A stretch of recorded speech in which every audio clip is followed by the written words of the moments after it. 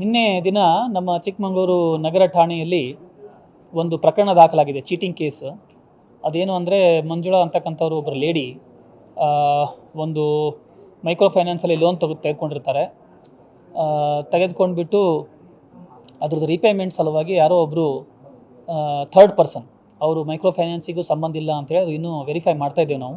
Third person ಬಂದುಬಿಟ್ಟು ಅವ್ರಿಗೆ ಮೋಸ ಅಂದರೆ ಅವರಿಗೆ ನಂಬಿಸಿ ಆ ರೀಪೇಮೆಂಟ್ ಲೋನನ್ನು ಇವರು ತೊಗೊಂಡು ರೀಪೇಮೆಂಟು ಮೈಕ್ರೋ ಫೈನಾನ್ಸಿಗೂ ಮಾಡಿಲ್ಲ, ಆಮೇಲೆ ಅದನ್ನು ಸ್ವಂತಕ್ಕೆ ಬೆಳೆಸ್ಕೊಂಡಿದ್ದಾರೆ ಅಂತಕ್ಕಂಥದ್ದು ಒಂದು ದೂರಿತ್ತು.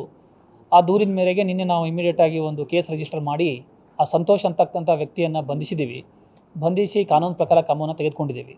ಅದು ತನಿಖೆ ನಮ್ಮ ನಗರ ಠಾಣೆಯಲ್ಲಿ ನಡೀತಾ ಇದೆ.